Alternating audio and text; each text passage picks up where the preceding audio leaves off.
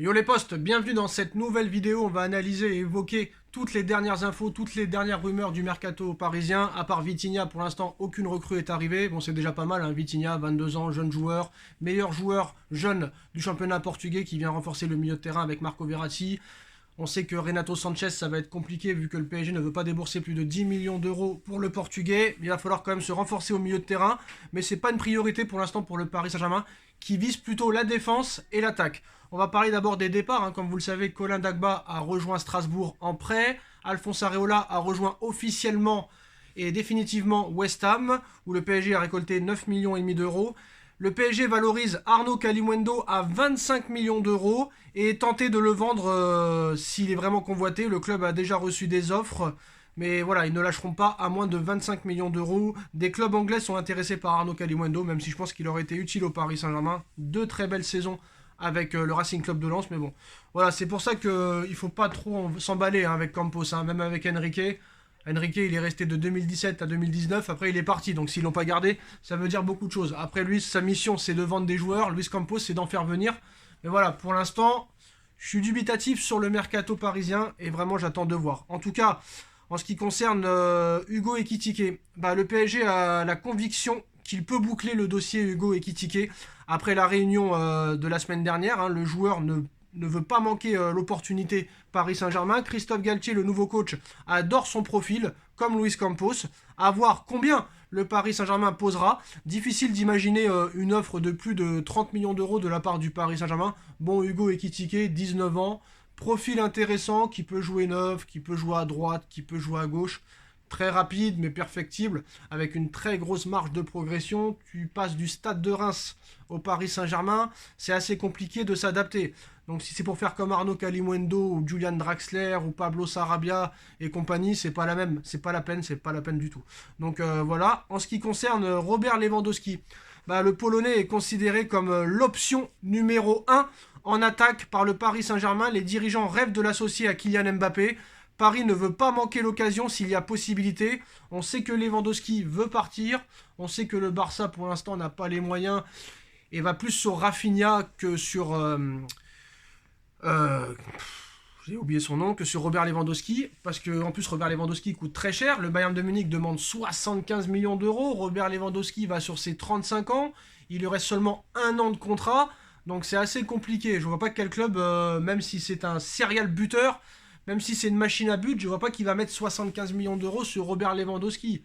Alors vous allez me dire, ouais, mais Skriniar, tu vas mettre 70 millions d'euros à 1 an de la fin de son contrat. C'est pas pareil. Déjà, Skriniar, il a 27 ans, il a pas 35 ans. Et en plus de ça, Skriniar est très très bon avec l'Inter de Milan, comme Lewandowski. Mais voilà, il y a 8 ans d'écart, donc c'est pas pareil. Ce n'est pas la même valeur marchande. Après, l'option numéro 1 en attaque, pourquoi pas? Mais là, c'est pas un pari d'avenir, Lewandowski. Il va rester 2 ans, après il va partir.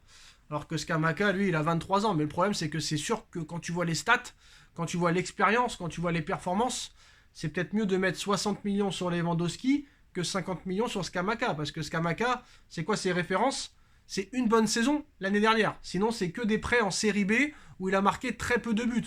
Donc moi, honnêtement, sur Scamacca, j'irai pas. Après, c'est vrai qu'il faudrait un profil du genre Scamacca, qui est un petit peu un profil à la Erling Haaland, à la Vlahovic, très très grand de taille, 1m95, très puissant, très fort dans les duels aériens.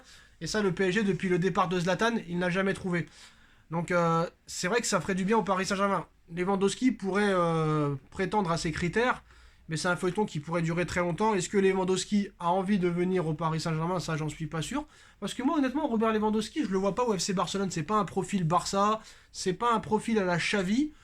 Rafinha, ce serait plus le profil de Xavi et du Barça. Donc je ne sais pas pourquoi le Barça est sur Robert Lewandowski. Après, moi, Robert Lewandowski, j'aime beaucoup. Mais 34 ans, avec Messi 35 ans, Neymar 30 ans. Soi-disant, on a changé de politique, on va sur les jeunes joueurs fort potentiels, mais là, on continue la même chose qu'avant. Bon, c'est vrai que Lewandowski, c'est 80 buts, toutes compétitions confondues, sur les 2 dernières saisons. Mais c'est quand même compliqué. Moi, ce que je comprends pas, c'est pourquoi le PSG met en priorité l'attaque, alors que c'est au milieu de terrain. C'est au milieu de terrain que tu dois te renforcer. Où il te faudrait, en plus de Vitinha, il te faudrait 2 milieux de terrain supplémentaires. Et le PSG, ils ont déjà Neymar, ils ont déjà Messi, ils ont déjà Mbappé, ils ont déjà Icardi, Sarabia, Julian Draxler, s'il revient un jour. Bon, d'accord, Sarabia et Draxler, on ne sait pas s'ils vont rester. Il y a Kalimuendo en plus de ça.